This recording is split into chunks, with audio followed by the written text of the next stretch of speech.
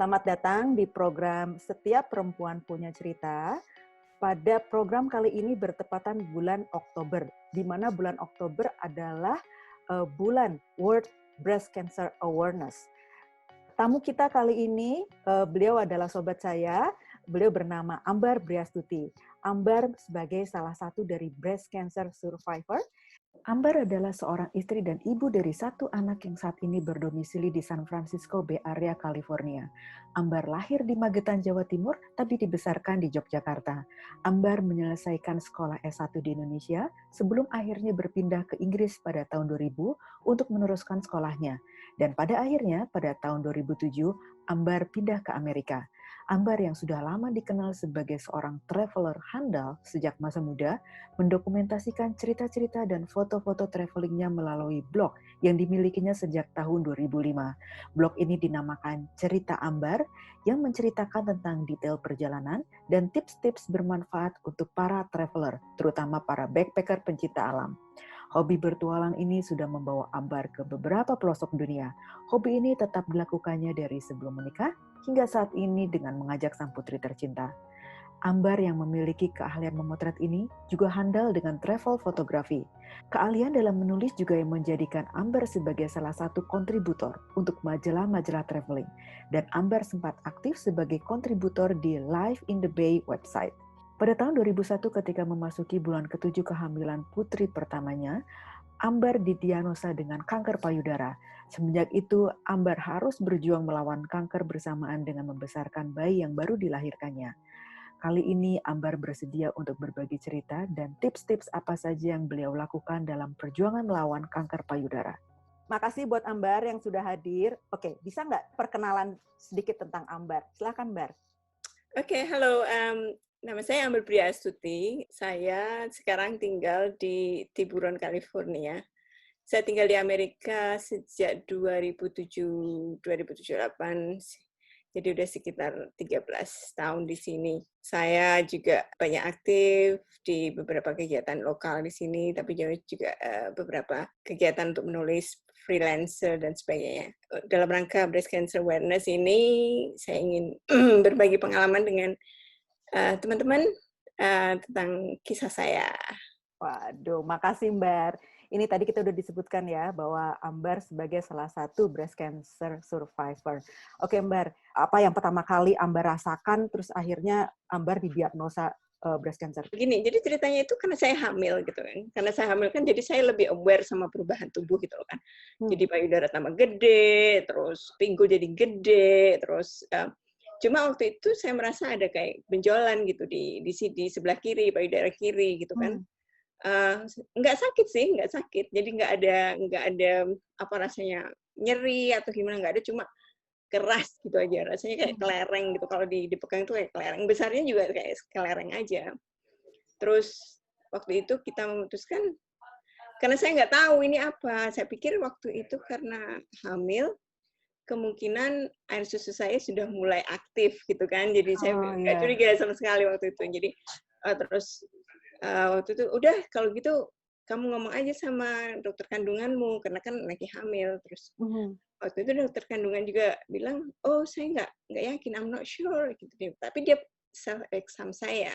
Terus karena nggak yakin, terus dia bilang oke, kamu saya rujuk ke ultrasound gitu karena untuk wanita yang hamil pemeriksaan untuk kanker itu sangat terbatas karena ditakutkan akan membahayakan janin kan.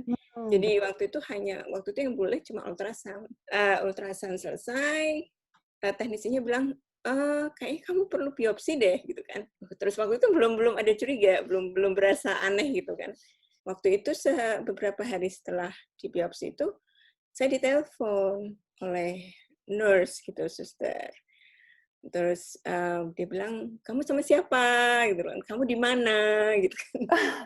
Jadi saya udah ada ini agak aneh deh. Terus kamu sama siapa? Kamu bisa nggak tempat sendiri? Gitu kan. Terus oh ya waktu itu saya lagi belanja kebutuhan bayi kalau nggak salah. Oh di luar rumah. Lagi di Toy R Us itu lagi pengen beli popok dan sebagainya kan. Ya ampun. 7 bulan udah siap mau melahirkan kan. 7 bulan ya. Wow. Terus aku udah gitu, Terus dia bilang, "Oh, kayaknya kami melihat bla bla bla kalau kamu didiagnosa kanker," gitu kan. Waktu itu saya cuma, "Oh ya?" gitu. Jadi, ada tidak yakin, ada Mmm, tapi waktu itu nggak heboh gitu, nggak jerit gitu, nggak nangis juga enggak gitu, cuma, "Really?" gitu kan, cuma karena syok gitu kali aja ya? reaksinya. Iya, karena nggak percaya, karena masa sih saya kena gitu kan, jadi pertanyaan itu terus ada gitu. Heeh, Terus begitu begitu begitu telepon selesai kan, terus saya kan pulang heeh. dengan belanjaan gitu ya, masih nerusin belanja, uang-uang. Terus saya ngabarin suami kan, terus terus dia bilang, "Oke, kita ketemu dokter dulu, nanyain dan sebagainya," gitu ya. Mmm, Jadi dari kabar itu ke telinga kita, kita nggak aku nggak begitu aware gitu loh, tidak begitu sampai ke sana, pikiran itu nggak sama. Apalagi kan dalam keluargaku tidak ada, yang punya riwayat cancer. Jadi betul-betul bersih, jadi aku nggak menduga sama sekali gitu loh. dan elu juga pas saat itu nggak merasa sakit ya? Maksudnya itu karena Enggak, iya, dan aku selama ini sehat gitu kan, jadi tidak ada sakit yang berbahaya itu nggak ada. Jadi begitu aku terima kabar itu, aku merasa ya kaget gitu, kaget terus surprise. Karena kalau lagi hamil, kita dalam suasana gembira, expecting iya. punya anak, apalagi kita anak pertama kan, udah lama kita harapkan gitu, udah lama kita inginkan. Dan tiba-tiba pada bulan ke-7 kita harus ngadepin itu kan, pada minggu pertama dan kedua itu aku refleksinya bukan ke kankernya, tapi ke bayinya. Itu naluri ibu ya, mungkin naluri ibu aja ya. Oh, Jadi, iya. apa ya, waktu itu merasa, "Ah, it's okay, yang penting anakku lahir sehat, aku oke." Gitu. Jadi ada sedikit denial gitu. Cuma waktu itu karena aku tidak tahu sama sekali tentang kanker, jadi aku Mmm, buta. Jadi aku merasa karena tidak tahu itu, aku jadi merasa nyepelein gitu loh. Jadi, "Hah, oke. cuma gitu, oh, sus nanti, obatnya nantilah, nanti aja," gitu kan. Jadi aku belum menyadari skala atau the scale yang aku Mmm, bakal hadapi itu aku belum belum mengetahui gitu. Jadi aku karena sama sekali nggak ada saudara, nggak ada mhm. keluarga, jadi aku betul-betul buta. Jadi it's just nowhere gitu, nggak tahu mau kemana. Itu pertama kali, bilang sama Mark sama suami gimana tuh, Mbak? Telepon aja aku bilang, "Oh, suster tadi telepon," dia bilang, "Kayaknya aku ada cancer," dia bilang gitu kan. Ya nadanya kayak gini aja, kayak not formal aja. Terus reaksinya dia juga, "Oh, Sama. ya, oke." Karena kita memang sama-sama buta, karena kita Iya. berdua nggak tahu gitu. Jadi itu berawal dari situ. Akhirnya dari situ setelah ketemu dengan dokter, ketemu dengan lainnya, terus aku beli buku, aku banyak buku. Lalu di situ aku menyadari skala yang akan aku hadapi, treatment yang aku hadapi itu. Terus nanti aku harus bagaimana, decision apa yang aku buat itu sangat menentukan dan waktu itu karena diagnosenya itu kan pakai bahasa medis ya. Jadi kayak bahasa alien buat aku, ini apa? Heeh. Maksudnya apa? Ini sentimeter, ini DCIMS apa? Ini apa? Jadi itu kayak baca baca huruf alien yang aku nggak tahu sama sekali. Aku merasa di situ hopeless-nya di situ. Itu aku berusaha untuk tahu. Begitu aku tahu diagnosa itu, aku langsung menyadari, oh ini nanti aku akan begini gitu kan. Yang bakal lu hadapin apa gitu ya? Ya, jadi aku langsung, "Oke oke," gitu. Ah, Tapi nggak mudah untuk mencapai itu, karena 2 minggu pertama itu aku nangis. Ya siapa sih yang iya nggak sih terkejut pasti gitu ya, kan. Terkejutnya karena aku lagi hamil itu, dan aku tuh takutnya ke nanti anak. ada efek ke bayi gitu kan. Jadi rasanya, apa yang harus kulakukan? Kenapa sih terjadi ke aku di saat aku kayak gini? Jadi kayak guilty gitu loh. Iya iya Ini iya iya. ini nanti bayiku gimana? Jadi kekhawatiran itu yang membuat aku kayak down banget gitu loh di awal-awal gitu. Jadi pas waktu lu udah dengar diagnosa itu, untungnya lu inisiatif untuk cari tahu sendiri ya, Mbak, ya? Lu baca buku, lu Iya, cari cari nah itu karena heeh, karena itu penting. Penting kenapa? Karena untuk memahami kita sakit itu kan kita harus tahu ini apa, sebabnya apa, terus apakah aku ini penyebabnya, kenapa bisa kayak gitu, terus mhm, faktor apa. Karena kalau kita tidak tahu secara dalam penyakit itu, kita jadi merasa ini salah gue, ini gue Oke. yang ini, kenapa sih? Jadi Iya, kita merasa guilty, terus kita merasa marah, terus marah iya, kepada Tuhan, kenapa Tuhan ngasih kayak gini ke gue, gitu kan. Itu iya, sebenarnya kan rasa karena kita tidak tidak tahu itu apa, gitu kan. Jadi betul, betul. rasa frustasi yang kita keluarkan karena kita nggak tahu itu gitu loh. Dari situ kan aku banyak belajar. Aku sampai kalau ketemu dokter tuh aku punya daftar pertanyaan banyak sekali. Aku tulis gitu. Aku tulis sampai dokternya, ini kamu kuliah ya? Tapi Eh, memang, nah ini tergantung sama pasien, sama kita juga gitu loh. Apakah mhm, kita pengen tahu, seberapa jauh kita pengen tahu. Nah, mhm, mhm, ada orang yang taunya pengennya cuma 50%, ada yang orang taunya maunya 100% gitu kan. Karena mungkin takut melihat realitas, nanti mmm, gimana itu. Nah itu tergantung sama kita, dosis seberapa yang kita mau tahu tentang penyakit itu, ya kita gitu kan. Jadi cuma oke, salah satu positif yang aku lihat itu yang dari semua bacaan itu, breast cancer itu umum. mmm, 1 dari 7 perempuan itu pasti dapat, pasti kena dalam beberapa degree gitu loh. Jadi bukan hal yang apa aneh gitu loh. iya, Jadi iya, iya, waktu itu kan kita belum aktif di Facebook ya. Jadi saya waktu itu masih hubungan dengan teman-teman traveler gitu loh. Dari teman-teman traveler aja, dari situ saya ketemu 3 orang yang breast cancer gitu. Dan saya tanya mereka. Dan itu salah satu cara saya ya. Menurut saya sih kita harus lebih proaktif, tanya gitu kan.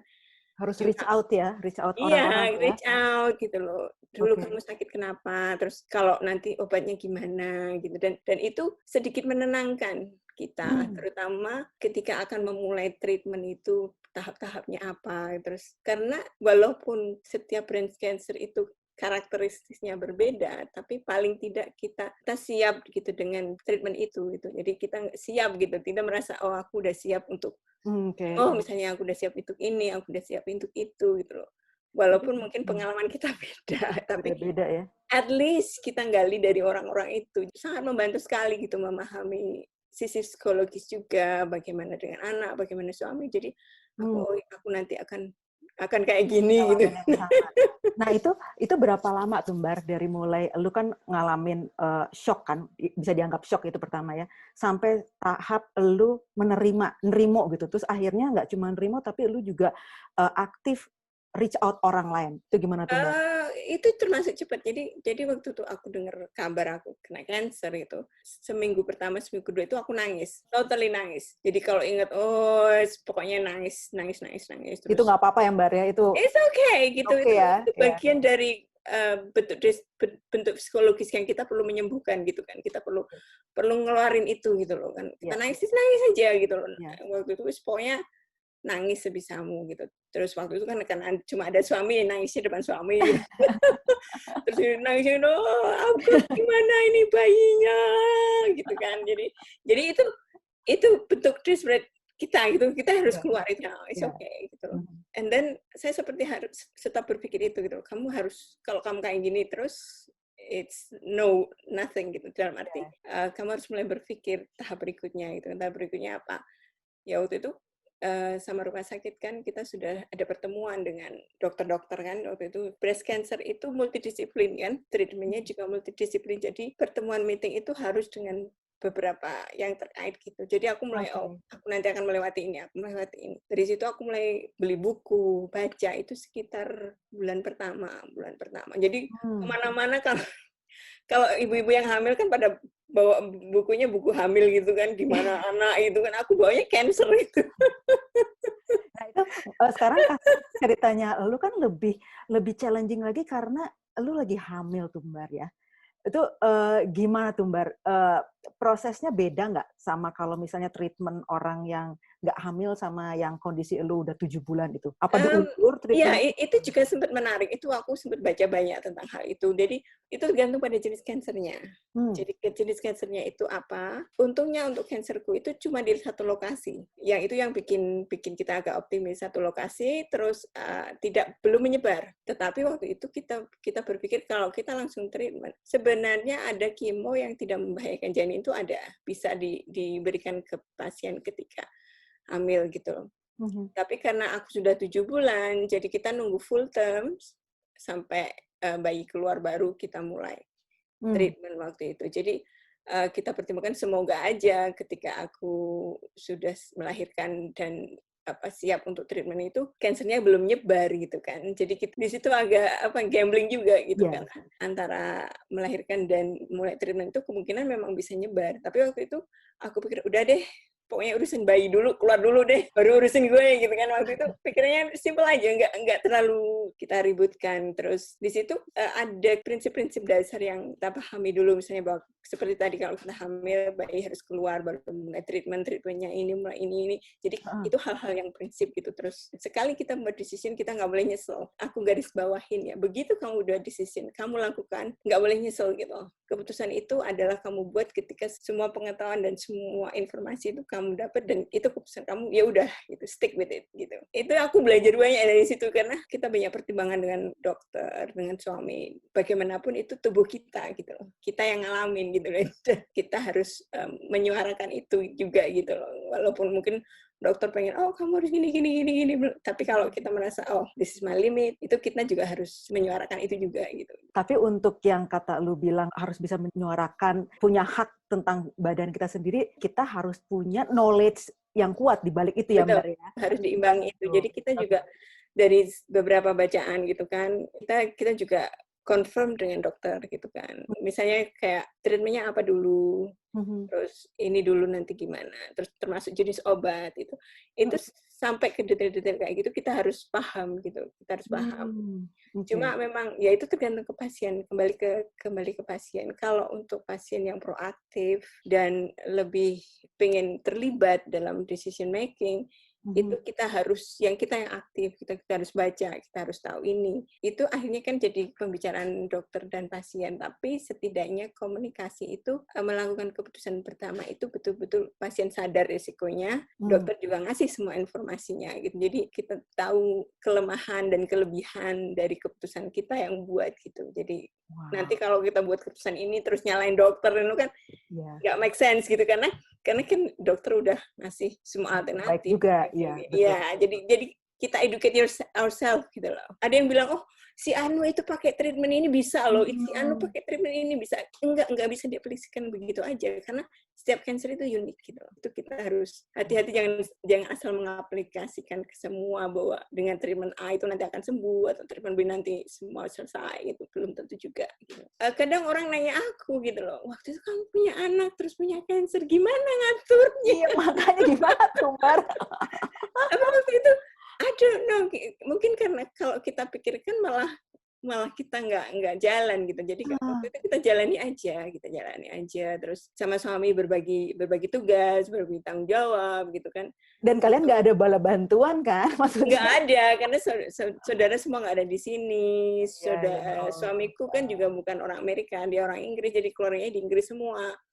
Terus cuma waktu itu pas aku mulai kemo, ibu dan bapak mertua datang, jadi mereka bantuin nungguin bayi gitu. Tapi ya aku tetap kerja juga, jagain bayi, tetap semua dilakukan itu. Jadi kalau ada orang nanya, kenapa? Aku nggak ngerti juga. Pokoknya jalani aja. Kita nggak pernah tahu limit kita ya, Mbak ya. Iya, kita nggak pernah tahu kalau kita nggak diuji bener itu. Hebat. Jadi ketika melahirkan, terus operasi pertama untuk mengambil tumor itu, dia juga melakukan tes untuk melihat apakah udah nyebar ke organ yang lain. Dan untungnya hasilnya aku belum nyebar, dan itu kita bisa kontrol spreading-nya, dan kita bisa mulai treatment segera gitu kan. Jadi operasi waktu itu harus 2 kali, karena yang operasi pertama itu kurang bersihin tumornya. Jadi tumornya itu waktu cuma 2,5 cm, tapi untuk membersihkan itu kan juga harus diambil sekelilingnya juga. Dan kayaknya mereka nggak confident waktu itu nggak bersih, jadi ada operasi kedua untuk bersihin. Terus begitu operasi selesai sekitar 2 minggu, dimulai kemo.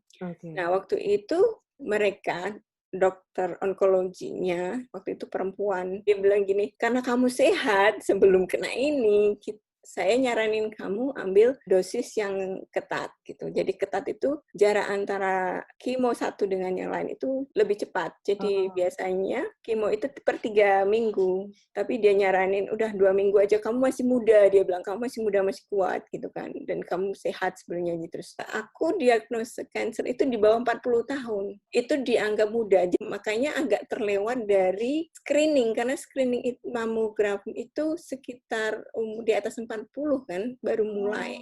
Jadi aku tuh agak di off radar gitu kan. Jadi untuk yang pasien muda yang di bawah 40 itu kenapa harus kita yang aktif? Karena itu kan di luar radar gitu kan. Iya, betul.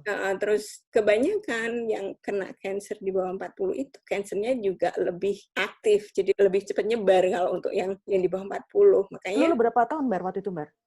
aku 37 kalau nggak salah. 37 ya, oke. 37 karena aku hampir 37 juga. Jadi belum sempat ngalamin mamogram rutin ya? Kan mamogram belum, rutin iya. 40. Jadi Oke. Kenapa untuk pasien muda itu aku anjurkan untuk saya exam, kita lebih proaktif gitu. Jadi kita lebih aware dengan tubuh kita sendiri gitu kalau ada perubahan ini. Dan ini kalau boleh ditanya, ada nggak dari runutan keluarga, Bar, yang punya breast cancer di family history gitu? Nggak ada. Jadi apakah memang aku ada mutasi gen? Kalau genetik kan ada 2 tes ya, BRCA 1 dan 2 gitu. Kalau salah satu dari sel ini bermutasi, mereka menjadi cancer gitu loh. Di samping itu, dari tes itu juga bisa diketahui persentase kanker itu kan balik lagi gitu kan. Waktu aku selesai operasi, aku minta genetik tes itu.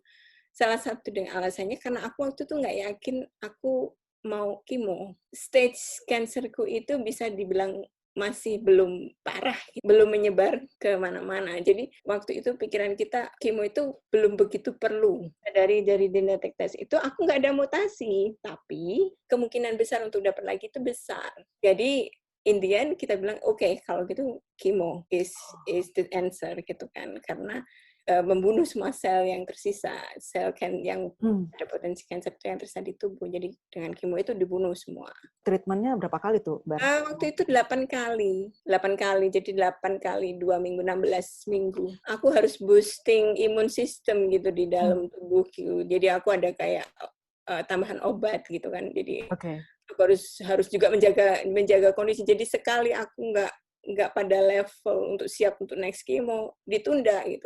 Aku nggak mau itu, jadi aku harus terus keep myself healthy gitu. Salah satu nasihat dari temen waktu itu aku di forum gitu kan, dia bilang, kamu jangan hitung 8, tapi kamu hitung 1 dulu, 1 selesai, udah. Oh, one step at a time. Yes. Jadi jangan pikir kamu 8, hitung 1 dulu selesai, yes, gitu kan. Jadi kita nggak merasa terbebani, dan tiap chemo itu kan ada efek sendiri-sendiri, jadi kita harus siap itu gitu kan. Jadi nanti minggu ketiga kamu ekspektasinya rambutmu habis misalnya kan. Terus nanti kamu minggu keempat atau kelima kamu mulai syarafmu mulai terasa, terus nanti minggu keenam nanti kukumu menghitam, mukamu menghitam. Itu ekspektasi itu sudah diperkirakan. Tapi at least kita tahu gitu sebelumnya gitu. Jadi udah siap gitu. Jadi dengan kondisi kita yang bakal kayak gitu. Nah, itu knowledge-nya lu tadi bilang ekspektasi untuk kemo ke-1 ke-2 gimana gitu, itu berdasarkan apa yang lu pelajarin sebelumnya itu ya? Iya, aku waktu itu kan karena aku punya bayi, jadi aku nggak ada kayak support group, itu nggak ada. Cuma aku ngandelin kayak forum online. Jadi banyak sekali forum online yang aku masukin baik di Amerika maupun di UK, walaupun pakai bahasa Inggris kan. Biasanya pengalaman atau tips-tips dari para penderita yang lagi treatment, terus tips-tipsnya kadang sepele gitu, misalnya makanan apa yang kamu makan ketika kemo, atau susu apa yang kamu boleh makan, apakah kamu boleh treatment gigi kalau lagi kemo. Jadi hal-hal kayak praktikal sekali gitu. Tapi malah itu yang penting ya. Itu sangat penting karena sangat penting. Keseharian kita gitu kan. Benar. Jadi misalnya kalau aku sariawan gimana gitu. Mereka ngasih tip-tip, dan mereka ini dengan senang hati berbagi tips gitu, dan mereka karena kita merasa sebagai sisterhood gitu loh, menolong dengan teman-teman yang lain gitu. Jadi ya kayak tips-tips yang kayak simple banget gitu, tapi sangat berguna gitu. Nah, jadi ngomongin ini tadi lu bilang tips-tips dari support group. Bisa cerita nggak sih untuk di Amerika sendiri ya, itu support group apa aja sih untuk penderita cancer, Bar? Tapi aku suka baca gitu, jadi aku banyak baca dari beberapa forum gitu, terutama forum-forum yang spesifik tipe cancerku gitu kan. Jadi misalnya kan kayak breast cancer community, terus ada Susan G. Komen, itu juga ada kayak community sendiri. Terus waktu itu rumah sakit juga ngasih segepok gitu apa informasi, ini loh support group, kamu bisa kontak ini, kalau ada juga di rumah sakit juga ada gitu kan. Cuma karena aku punya bayi dan aku waktu itu hidupku di gunung, jadi agak susah untuk kemana-mana ya. Jadi aku waktu itu lebih ke online. Jadi aku baca kalau anakku udah tidur gitu, aku buka-buka forum gitu kan. Ini kok kakiku gatal sekali, kenapa ya? Terus aku lihat, oh ada orang yang gatal juga ini apa gitu kan. jadi hal-hal kayak gitu. Oh ini obatnya dikasih ini kayaknya, coba gitu kan. Jadi dari situ cuma simpel-simpel, terus kayak misalnya obat susu, karena kan kalau pas kemo itu kan banyak sekali, kita kan nggak nafsu makan, jadi nafsu kita menurun. Tapi di sisi lain kita harus tetap menjaga kondisi, kita harus tetap menjaga untuk next round kemo kan. Jadi kita harus tetap makan, gimana caranya kita tetap doyan makan. Makanan apa? Oh kamu makan ini, sup, ini. Jadi dicobain semua gitu. Wow. Jadi buat teman-teman, seperti yang Ambar sebutin ya, itu ada beberapa organisasi kayak Breast Cancer Community, Susan G. Komen, begitu dari American Cancer Society juga banyak ya. Dan itu terutama kalau mau ke forumnya, karena itu kita harus lebih familiar dengan istilah-istilah medis. Karena di forum itu orang juga ngomong mulai medis pakai bahasa medis planet itu. Waduh. Pakai bahasa planet, aku pertama masuk, ini ngomong apa sih? Ada nomor-nomor semua gitu. Jadi mereka kadang menyebutkan diagnosisnya kan stage 3 misalnya kan, terus jenisnya apa. Jadi mereka pakai identitas itu gitu loh. Jadi harus familiar ya sama istilah itu ya. Iya, karena itu perlu educate yourself dengan istilah medis gitu. Karena dengan istilah medis itu kita juga bisa ngomong dengan dokter lebih lancar. Ya, nggak semua terserah dokter ya, kita juga bisa. Kita yang harus educate ourselves gitu, dan kita harus berani nanya gitu loh. Ya, nanti efeknya ini gimana, Dok? Itu hak kita harus nanya dia gitu. Begitu setelah itu apa proses selanjutnya tuh, Bar? Waktu itu terus radiasi. Jadi radiasi itu target ke daerah situ aja. Jadi sebenarnya radiasinya cuma 5 menit, tapi untuk the whole proses itu sekitar setengah jam, dan harus dilakukan setiap hari. Tidak boleh putus kecuali weekend ya. Jadi dari Senin sampai Jumat itu selama waktu itu kalau tidak salah 6 minggu kalau nggak salah. Siapa aja sih, Bar? Dokternya spesialis apa aja sih yang harus untuk pertama itu dokter bedah. Okay. Dan itu bedahnya juga harus spesifik, karena bedah cancer beda dengan bedah biasa. Okay. Jadi mereka juga harus spesifik bedah, dan biasanya kalau yang kayak aku kasusnya itu, bedah itu sekalian juga biopsi. Jadi ketika diambil itu mereka juga biopsi melihat perkembangan itu. Terus kemudian ada dokter onkologi sendiri, terus kemudian ada dokter yang radioterapi, kemudian ada waktu itu aku ditawarin untuk mastektomi kan diambil semua, dan mereka juga nawarin plastic surgeon waktu itu.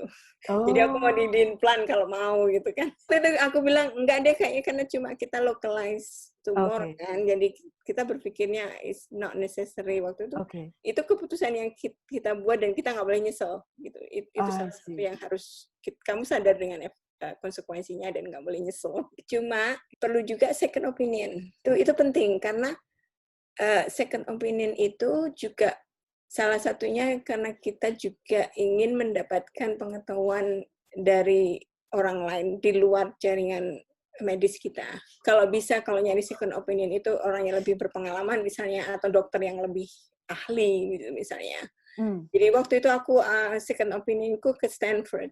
Jadi aku ke Stanford, terus dirujuk semua data dan sebagainya, ketemu dokter, kita ngobrol ini, dan mereka, kayaknya treatment yang dilakukan kamu itu udah benar. Itu memperkuat kita, maksudnya second opinion itu kalau bisa yang betul-betul supporting. Nah, misalnya kalau second opinion nggak supporting, nah di situ kita bisa membuat keputusan lagi bagaimana dan seterusnya dari situ. Tapi kebetulan waktu itu second opinion itu support banget dengan diagnosa awal.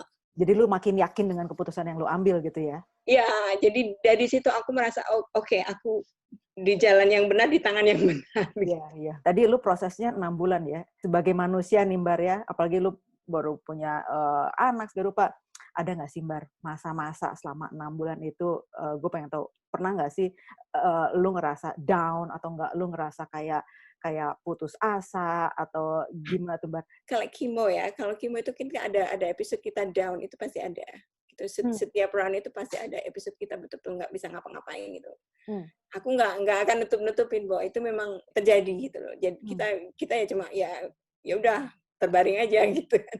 Oke. Tapi dari situ kan kita lantas bertanya tentang eksistensial kita juga gitu loh. Iya, Jadi iya benar. jadi ngapain di gue hidup gitu loh. Kalau gue mati sekarang anak gue gimana gitu kan. Hmm, hmm. Jadi kita harus menciptakan circle talk. Jadi kita harus berpikiran yang positif. Positifnya begini. Jadi aku harus punya alasan untuk sembuh. Yang Ya, memotivasi. yang memotivasi kita. Jadi sedikit alasan pun misalnya karena anak misalnya. Oh, aku pengen lihat anakku besar, aku pengen lihat anakku Hmm. sekolah, jadi hal-hal yang kecil-kecil aja kayak gitu. Jadi kadang kalau kita putus asa, udah pengen nyerah deh, nggak kuat deh kayak gini Heeh, deh, heeh, gitu kan. Kadang-kadang kayak gitu kan. heeh. Terus kadang cuma aku biasanya kalau kayak gitu, kalau aku lagi down kan aku orangnya diem ya, jadi kadang diem aja gitu kan. Cuma kadang aku ngapain, apalah, aku lebih suka hiking, jadi aku lebih suka jalan gitu kan. Jadi kayak bersihin pikiran Oke. gitu kan. Dari situ terus kita ke pertanyaan itu tadi eksistensial gitu. Aku tuh hidup kenapa? Aku tuh hidup untuk siapa gitu loh. Hmm. Dan dari situ kita menyadari siapa orang yang paling dekat dengan kita gitu kan. Hmm. Sebegitu berartinya mereka buat kita gitu kan. Jadi orang-orang yang paling dekat dengan kita itulah yang kita pegang, yang kita apa ya, itu cinta gitu loh, cinta Mhm. cinta dari mereka itu. Jadi kadang gue udah deh nyerah gitu, tapi iya ya kasihan deh mereka belum belum belum ini belum itu, jadi oke deh aku berjuang lagi gitu kan. Jadi dari situ cuma kadang sedikit-sedikit aja gitu. Jadi begitu cancer treatment selesai bukan berarti kita selesai gitu loh. Kita Hmm. pasti melanjutkan hidup lagi. Nah, melanjutkan hidup setelah cancer itu apa? Itu kita harus juga pikirkan gitu kan. Dari situ aku juga waktu itu aku kan setelah treatment itu aku ngapa gitu. Terus Hmm. aku berpikir, oh aku pulang ke Indonesia dulu deh, mau refreshing gitu kan. Hmm. Waktu itu aku bawa anakku pulang ke Indonesia itu April. Ya begitu aku selesai aku pulang ke Indonesia bawa anak. Oh, Karena kan keluarga di Indonesia pengen banget lihat anakku kan. mhm. Udah ayo Bang. Lihat ya, iya. Oh my God. Terus dia, oh kenapa rambutmu potong gitu kan. Karena kan botak kan cuma tumbuh sedikit gitu. Oh ya, aku Mhm. habisin kok gitu kan melahirkan gitu. Nah, itu, gimana reaksi keluarga di Indonesia tuh, Mbar? Itu kan lu kan Nah, berjuang berjuang sendiri di sini kan. Nah itu iya. lu cerita nggak sama keluarga di Indonesia? Cerita tapi nggak detail. Karena begini, untuk breast cancer itu kan heredity ya. Jadi itu ada kemungkinan menurun ke anak kita. Dan Oke. ada kemungkinan saudara kita juga kena. Gitu. Aku harus memberitahu adikku perempuan. Karena aku kena, jadi just in case kamu nanti Cek juga kena, dulu. jadi kamu nggak kaget. Terus aku juga harus ngasih tahu anakku juga kalau ibumu pernah kena, jadi kamu high risk gitu kan. Oke. Jadi itu salah satu misi juga waktu itu kayak edukasi juga ke Mhm, keluarga gitu kan. mhm. Ngomong-ngomong kan lu kan keluarga jauh, Mark, keluarganya di Inggris. Nah, pengen tahu nih peranan peranan sang suami tercinta nih, Mbar. Kayaknya kalau Mark perempuan udah gue interview nih, tapi berhubung berhubung ini programnya untuk setiap perempuan, bukan setiap pria. Nah, gue pengen tahu nih, gimana tuh Mark ngadepin sebagai seorang suami ya? Mungkin nggak tahu pernah curhat sama lu atau enggak gitu. Iya, sering juga. Selama selama selama perjuangan lu gitu, gimana dukungan Mark nih buat lu? Nah ini yang aku tegaskan ya buat teman-teman yang mungkin breast cancer bahwa teman atau pasangan hidup itu berperan sekali Hmm. karena mereka itu kan orang yang paling dekat dengan kita yang sebaiknya ya kita terbuka aja dan kemungkinan ini kemungkinan itu dan mereka juga nggak bodoh, mereka juga belajar gitu, mereka Mhm, baca walaupun nggak di depan kita, mereka juga baca lihat mhm, lihat resikonya nanti gini dan mereka juga tahu gitu. Jadi waktu itu sempat setelah treatment, setelah semua selesai gitu, aku nanya sama suami gitu kan, apa sih yang paling terberat menurutmu ketika proses aku treatment dan sebagainya. Dia bilang gini, yang paling berat itu terlihat tegar di depanku katanya. Wow. Karena itu paling berat karena dia bilang aku harus terlihat kuat di depan, kalau enggak kamu lebih down lagi, dia bilang gitu. Wow. Aku bilang aku terharu gitu. Ini sampai merinding, aduh Mark. karena waktu itu kan kita sharing ya segala informasi dari dokter itu kan. Jadi waktu itu salah satu tips dari yang aku dapat itu, kalau kamu ke dokter, kamu bawa alat perekam.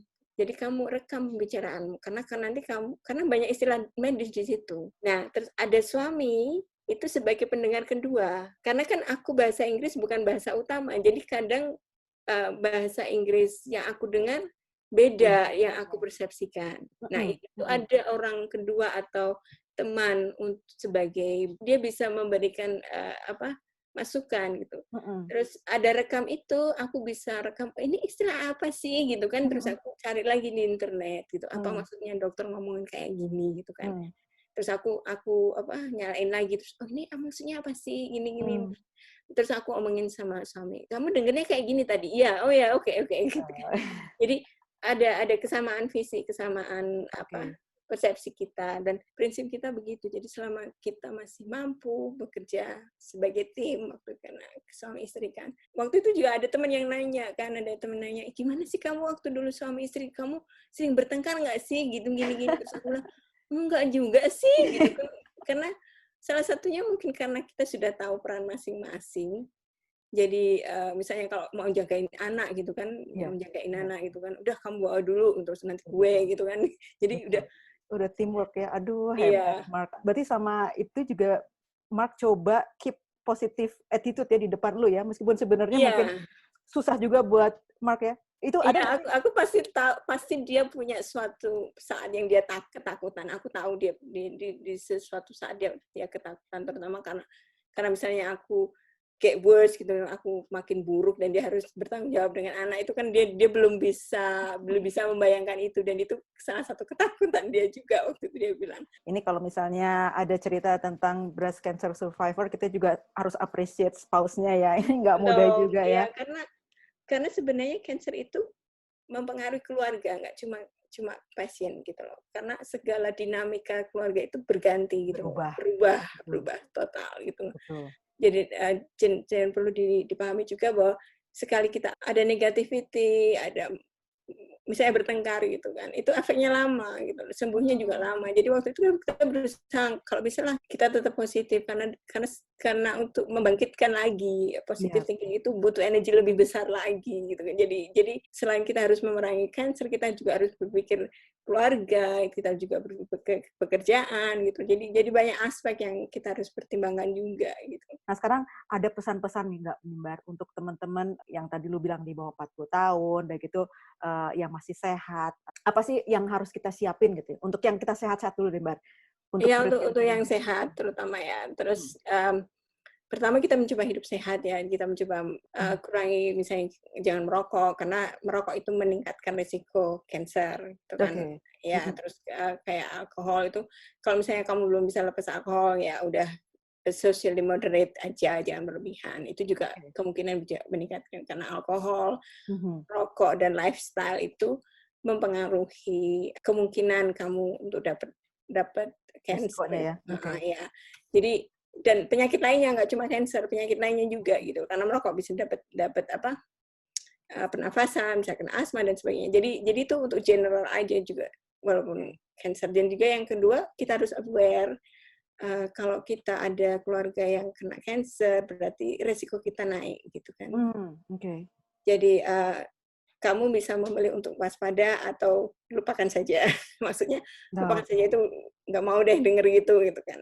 Ada juga orang yang kayak gitu. Nah itu tergantung sama kamu juga, sama kita juga gimana mekanisme kita untuk menyelesaikan masalah gitu kan. Jadi ada orang yang nutup-nutupin, ada orang yang udah gimana sih nyelesain ini, nanya sana sini gitu kan. Ada yang gitu, ada yang kayaknya bukan masalah kok, ya udah diamin aja gitu kan. Nggak mau nerima kenyataan. Nggak nerima kenyataan. Gitu. Ada juga yang kayak gitu. Terus yang ketika kita diagnosa gitu kan, pertama jangan panik. Terus kita harus tenang, kita harus walaupun kita pasti melewati masa-masa down itu pasti, nangis, putus asa dan Nggak sebagainya. apa-apa ya. Ya itu wajar gitu. Mhm. Di situ kita harus mengakui kelemahan kita di situ. Kita ya itu vulnerability kita Vulnerable ya. gitu loh. Ya kita harus ini terus reach out gitu. Kalau ada teman yang punya pengalaman itu tanyakan, nggak usah malu gitu loh. Hmm. Terus misalnya, oh aku Mbak mau ketemu, mau apa? Aku pengen ngobrol sesuatu misalnya kan. Udah Hmm. kita ajakin ngobrol, terutama sebenarnya oke. Dan reach out itu sangat bagus untuk menambah semangat kita. Terus kita Hmm. merasa nggak sendirian. Aku bisa kok. Kalau Mbak itu bisa, kenapa aku nggak gitu kan? Oke. Jadi ada penyemangat gitu loh. Jadi itu ya kita harus menciptakan positive thinking itu kita harus ciptakan nggak boleh nggak cuma Nggak ngomong bisa doang tapi nunggu. kita harus ciptakan itu gitu loh. Oke. Nggak bisa nunggu ya Mbak ya. Nggak bisa nunggu Nggak orang bisa kasih kita yang. harus aktif. Kita harus ikhlas dan itu memang proses ya. Jadi pasti setiap orang yang kena diagnosis pasti marah gitu loh pada Tuhan. Oh, kenapa gue usia segini dikasih kayak cobaan kayak gini yang kayaknya aku nggak bisa gitu kan. Hmm. Hmm. Pasti itu ada amarah gitu. Tapi amarah itu sendiri kan juga energi negatif. Jadi Hmm. kita harus belajar mengikhlaskan gitu kan. Dan itu kembali ke agama misalnya kan, Hmm. ke religius, kita lebih Hmm. banyak baca, terus kita kembali ke apa sih yang kita cari di dunia ini. Jadi kita kayak refleksi diri gitu kan. Nah, ini agak susah untuk orang-orang yang masih muda, terutama yang belum menikah atau belum punya anak gitu karena mereka belum punya gambaran itu. Hmm. Tapi paling tidak melalui itu gitu loh. Jadi kita ikhlas. Jadi Hmm. apapun yang nanti terjadi, toh semua orang juga meninggal gitu kan. Hmm. Hmm. Hmm. Waktu itu Hmm. aku ikhlasnya kayak gitu. Jadi toh aku juga ngapa-ngapain juga aku mati nanti ntar gitu kan. Tapi realisasi itu kan kalau kita mati terus maksudnya kalau kita tetap dikasih Allah misalnya dikasih Allah untuk hidup lebih lama terus hidup kita mau jadi apa gitu kan kita juga harus Hmm. berpikir itu kita Ya, oh ya. aku mau lebih bermanfaat misalnya kan Hmm. oh aku mau sharing sama temen aku mau Ah, berbagi ini aku mau gitu jadi kita lebih lebih apa ya lebih forgiving gitu dengan diri kita iya, sendiri. iya, iya. Aduh, moga-moga nih buat teman-teman yang sedang ngedengar cerita Ambar nih ya, emang nggak mudah, kesannya gampang ya. Ambar membuat ceritanya kayak gampang, padahal Kayak sebenarnya, story ya. padahal suka dukanya naik turunnya susah. Iya, Tapi kata Ambar bilang, you're not alone ya, ada support di sana. Jangan iya, jangan ragu-ragu untuk reach out ya, karena iya, tadi yang Ambar bilang juga, yang penting kita harus edukasi ourselves first ya Ambar ya. iya, Harus harus pasrah terima kenyataan, tapi abis itu juga harus edukasi lebih banyak karena keputusan dokter kasih alternatif, tapi tetap kita yang memutuskan ya Mbak ya. memutuskan, iya. Terus Wow. salah satu yang edukatif dosa itu juga, terus kita juga harus punya kayak impian gitu. Jadi Yang misalnya kalau aku memotivasi. ya memotivasi kita kalau aku setelah selesai ini aku mau apa gitu kan. Oh, oke. Nggak cuma short sight tapi juga long sight gitu kan. Jadi aku pengen inilah habis ini gitu kan. Setelah aku treatment itu 3-4 bulan kemudian aku sekolah lagi, Nang. Yang di Wah, Boston itu. Waktu itu waduh. aku juga Oh, aku itu salah satu motivasi pas lagi sakit. yes, Wah. aku bilang karena kan kalau salah satu efek dari kemo itu kan membuat daya kognitif dan memori kita agak berkurang kan. Jadi aku berpikir aku harus sekolah lagi karena dengan sekolah aku akan berinteraksi, aku berpikir lebih keras. Jadi aku pakai otakku gitu. Waktu itu pikiranku kayak gitu juga sih, cuma itu. Terus aku mau sekolah lagi deh gitu kan. Waduh. Biar kepake gitu. Ya ngomong-ngomong, Ambar abis sakit itu ngambil master di Boston. Aduh, Ya. Dan orang-orang. itu aku juga kayak nggak tahu tiba-tiba aja aduh pingin aja deh gitu kan. Kebetulan suami mendukung, dia out support terus setelah itu terus aku coba ada temen nawarin kamu mau nggak ikut nari latihan nari gitu kan. Terus waktu itu oke. Tapi aku belum nggak bisa nari loh. Aku bilang udah lama aku narinya masih kecil kan waktu itu. Terus waktu itu, oh nggak apa-apa ikut-ikutan aja deh gitu dia bilang. Waktu itu salah satu alasannya karena waktu itu aku perlu olahraga. Jadi nari itu sebagai excuse aku untuk olahraga. Waktu itu aku berpikirnya kayak gitu. Jadi aku aktif mulai nari itu dengan alasan itu karena aku harus ada sarana untuk melatih penyaluran ya. tubuh. Iya, jadi waktu itu kayaknya olahraga kayak nari, kayak yoga gitu, udah kayaknya boleh deh coba gitu kan waktu itu. Wah, hebat banget. Bar, sekarang bener nggak sih kalau orang yang ngalamin cancer begitu berhasil treatmentnya, mereka menganggap bahwa mereka mendapat second chance of their life gitu. Nah, itu yang dirasain lu juga nggak, Bar? Itu psychological juga, itu ada filosofinya juga. Jadi itu tergantung gimana kita mengambil hikmahnya. Mhm. Oke. Jadi ya itu tadi kita ikhlas itu tadi. Kalau Oke. kalau memang itu bagian dari cobaan yang diberikan Allah ke kita gitu kan. Mhm, mhm, Uh, terus kita kan mulai bertanya, kenapa sih Allah ngasih yang kayak gini gitu kan. mhm. Begitu berat, tapi terus kita refleksi, oh aku bisa kok gitu.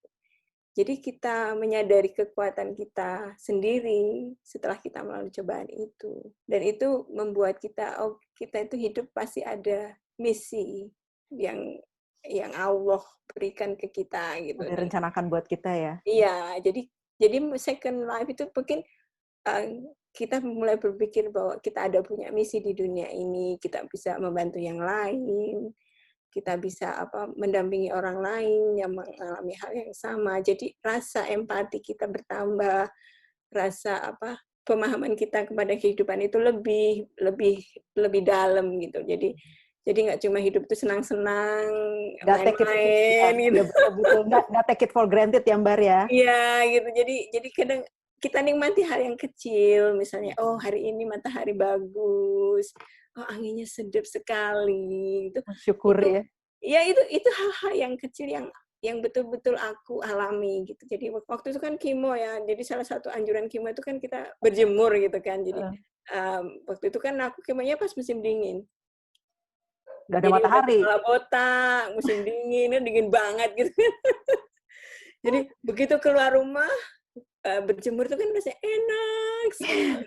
Apalagi di punggung itu ya Allah enak banget rasanya. Ya ampun kayak gini aja gue merasa enak ya.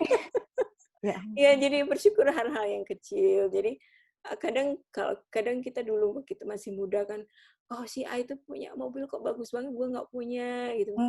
Jangankan mobil sekarang bisa duduk, bisa makan aja udah alhamdulillah gitu kan. Dari sisi kita merasa lebih bersyukur dengan apa yang kita punya gitu. Lebih empati, lebih Iya. bersyukur ya sama yang punya. Ya salah satu pengalaman yang rada unik itu waktu kita diberitahu bahwa oh kamu akan kehilangan rambut, kamu akan mengalami efek kayak gini gitu kan. Apalagi cewek itu rambut itu kan salah satu mahkota kan juga. Waktu kehilangan rambut kan waktu itu oh kamu kehilangan rambut begitu kemo pertama oke gitu kan begitu kemo pertama kok belum rontok ya gitu kan Tunggu-tunggu malah ditunggu-tunggu ya ditunggu-tunggu karena kan penasaran sekali emang bener enggak sih gitu kan jadi waktu itu aku rontoknya baru memasuki kemo ketiga kalau nggak salah jadi kemo ketiga itu nah rontoknya juga nggak sedikit-sedikit langsung gitu maksudnya suka malah langsung langsung ke akarnya gitu kan okay. Nah waktu itu kan aku bangun kok rambut di bantal semua gitu kan. Aku mulai capek gitu kan. Karena kan kemana-mana ngebersihinnya itu kan capek. Aku bilang udah deh kalau gitu langsung aja ke ini tukang cukur gitu kan. Jadi aku gundulin. Ya yang waktu itu tukang cukurnya kan perempuan Vietnam gitu kan. Terus aku bilang cukur habis gitu kan. Terus dia bilang, wah gitu kan, kayak nggak rela gitu. Nggak tega malah dia. Nggak rela. Aku sakit, aku bilang, wah patah. Terus, oke. Cuma 5 menit habis kan. Terus dari situ aku selesai foto, malah foto-foto happy gitu. Jadi mbak tukang cukurnya itu sampai, kamu nggak sedih? No, I'm fine. Gitu. Kadang kalau inget kayak gitu ya, kadang waktu itu juga ada kebetulan masih di radioterapi itu kan aku masih gundul gitu kan terus kebetulan ada nurse datang yang bantuin aku masuk gitu terus dia bilang juga I'm survivor tuh dia bilang gitu kan terus aku lihat dia nggak percaya what kamu survivor rambutmu banyak gitu baru dia cerita ya tapi itu udah lama rambutku kayak gini lagi dia bilang dari situ aku juga oh jadi cuma sementara nanti juga tumbuh lagi jadi gitu tumbuh ya. lagi gitu jadi aku merasa oh jadi nggak the end of the world gitu kan. Itu penting banget ya Mbak ya, Iya, itu berpikir positif ya. iya, terutama untuk perempuan yang merasa kayak Iya. kayak nanti kukunya menghitam atau rambutnya atau alisnya habis, terus atau bagian tubuhnya udah nggak seperti dulu, itu kan perempuan agak sensitif untuk berbicara kayak perubahan fisik itu kan sangat sangat penting gitu loh. Nah, aku dulu juga ceritanya juga sama suami, ini kok kuku jadi kayak gini ya, ini kok kayak gini ya gitu. Jadi nggak merasa apa ya, nggak merasa menyesal juga nggak, tapi waktu itu dia juga nggak terlalu take a fuss gitu, tidak terlalu dibuat seperti Make a masalah. big deal ya, oke. Nah, it's happen gitu kan. Ya, ya, ya. Dan itu sementara kan, habis gitu, habis treatment selesai, balik lagi. Ya balik lagi gitu. Jadi aku juga diceritain orang itu, waktu diceritain, masuk sih bisa balik lagi? Nggak mungkin gitu kan. Kayaknya proses itu damage-nya itu permanen gitu loh. Waktu itu pikirku kan kayak gitu, karena aku nggak tahu kan. Tapi Padahal ternyata habis dari itu, beberapa orang survivor yang aku dengar kisahnya, dia oh no, your hair grow again, terus ini kamu balik lagi, muka kamu bersih lagi gitu kan. Terus aku bilang, oh yeah, karena aku kan nggak tahu ya, karena nggak, mereka cerita sendiri, aku jadi oh oke. Jadi kayak pede juga. penting banget Penting ya. banget buat perempuan. Penting banget buat sharing cerita ini juga, gara-gara biar yang teman-teman yang lagi ngalamin proses ini juga jangan takut ya. Iya, ya Temporary. memang ada beberapa kerusakan yang permanen, dan itu memang salah satu resiko. Tapi kita tetap positif lah, semoga ini bawa kesehatan buat kita gitu kan. Ya kayak sekarang aku masih ada kayak sedikit nerve kan, karena kemo efeknya juga nerve juga gitu. Terus ada kognitifnya berkurang, itu salah satu juga resiko, dan ya kita siap aja gitu. Kognitif berkurang tapi ngambil master. Iya, Gimana? gimana lagi daripada Hebat. Waduh, gue mending tidur deh, Mbak. Hebat. Iya, betul. Imbar keren banget, Mbak. Tips-tips dari forum online itu berguna sekali kalau kita memang orangnya nggak suka sharing ke orang, maksudnya kita lebih private gitu kan. Tapi dengar dari orang yang ngalamin itu juga penting, terutama untuk kita share hal-hal yang kayak gini, yang aku ceritakan, kayak kuku jadi hitam, terus rambutnya gini gitu kan. Karena kadang hal-hal yang kayak gini tuh kita nggak mau ngomongnya terbuka gitu kan. Hanya orang yang ngalamin atau survivor yang melalui masa itu yang akan bisa bercerita. Karena itu experience gitu. Nggak semua orang ngalamin gitu. Dan ini ada ya banyak source-nya gitu maksudnya ya. Jangan Iya, sebenarnya banyak kalau kita mau nyari. harus nyari. Dan terutama untuk sekarang karena breast cancer itu kan udah banyak sekali yang terlibat, banyak yang speak up, banyak riset juga, dan yang salah satu sisi positifnya ada breast cancer itu survivor rate-nya paling tinggi. Aku cuma pengen meyakinkan bahwa breast cancer itu jenis cancer yang survivor rate-nya paling tinggi. Jadi kita harus positifnya di situ. Nah sekarang menanya nih, lu masih banyak cita-cita ke depan nggak, Bar? Sebenarnya tahun lalu aku pengen ngajak anakku ke Indonesia untuk kayak volunteer, sekolah volunteer di Lombok waktu itu. Summer ini kayak edukasi untuk anak-anak, mengajar anak-anak gitu. Jadi waktu itu aku mengajar, karena aku dulu tahun 2005-2006 waktu itu kan gempa Aceh ya. Aku sempat volunteer ke Pulau Nias ngajar anak-anak di SD, dan itu aku menikmati sekali. Jadi aku pengen juga ngajar deh kayaknya gitu kan, volunteer kayak gitu. Jadi cuma waktu itu aku pengen libatin anakku aja, cuma karena rencana sih tahun ini, tapi ternyata ada COVID, jadi nggak bisa, ya udah deh. Wah, Kita siapkan lagi next time. Jadi kayak kerja volunteer sosial ngajar anak-anak itu aku enjoy banget ternyata. Wah, hebat, Bar. Ini nggak akan pernah selesai ya, Ambar, dengan segala seluk-beluknya Ambar nih. Saya padahal udah aktif banget di sini. Nah, Ambar. Iya, kita harus keep gitu going ya. gitu, keep going gitu. Jadi kita harus move forward ya. Ya, itu salah satu yang aku pelajari juga. Kita nggak cuma berhenti di sini gitu. Kita punya misi, kita diberi kesempatan untuk hidup lagi, itu pasti gunakan untuk yang lebih bermanfaat gitu kan. Itu aja. Hebat. Oke, sekarang Bar, ini sebagai penutup nih. Gue pengen, ada nggak sih moto hidup lu, Bar? yang mungkin untuk lu sendiri, tapi mungkin untuk teman-teman yang mendengarkan juga bisa ngebantu motivasi mereka untuk stay positif. Apa tuh, Bar? Ada nggak, Bar? Aku dulu tuh nggak ada moto, cuma waktu aku SMA, aku kan aktif di pendakian kan, pendakian gunung gitu kan. Ada waktu itu aku mendaki gunung kan, aku tuh selalu belakang karena aku paling nggak kuat. Terus kebetulan ada kakak kelas gitu yang selalu nemenin, dan dia sebagai penyapu, tim penyapu istilahnya. Dia Oh, yang nyapuin ketinggalan anak-anak yang paling ketinggalan. belakang gitu kan. Dia bilang gini, kamu nggak usah lihat gunung, kamu lihat aja jalan depan kamu itu loh. Gitu kan. Dan itu aku pegang terus sampai sekarang gitu. Jadi kita punya dream, kita punya impian gitu. Tapi ketika kita menjalani, kamu lihat jalan depan dulu itu gitu loh. Karena setiap langkah itu kemungkinan bisa berubah, bisa berganti ke jalur, bisa berubah ke sini, kamu harus ini. Jadi kamu harus siap gitu.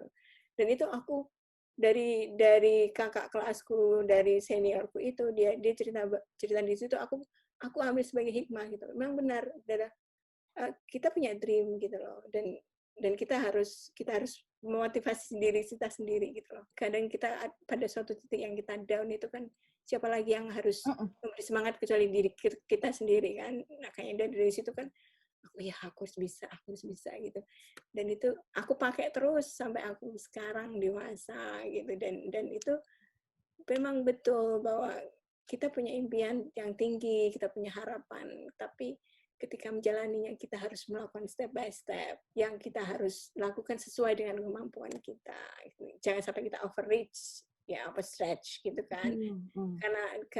Karena kita juga harus tahu kemampuan diri kita sendiri juga gitu kan.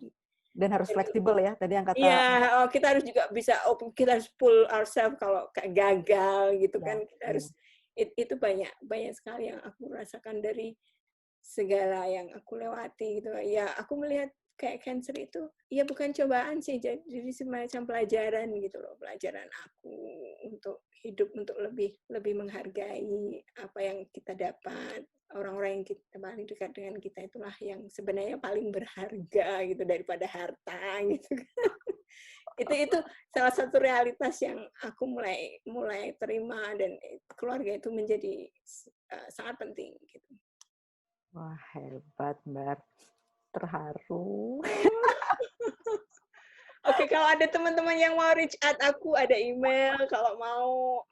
Pokoknya buat teman-teman Ada ya, Facebook. ada Facebook, nanti ada linknya, Bar nggak apa-apa ya. It's okay, I'm really open. Kalau mau ketemu juga boleh. Mau private, mau apa namanya DM. Jangan bilang-bilang teman-teman, it's okay. Pokoknya kalian jangan takut, ada sisterhood nih di sini nih. Ambar siap menerima apa cerita atau apa namanya? curhatan. Curhatan, ya.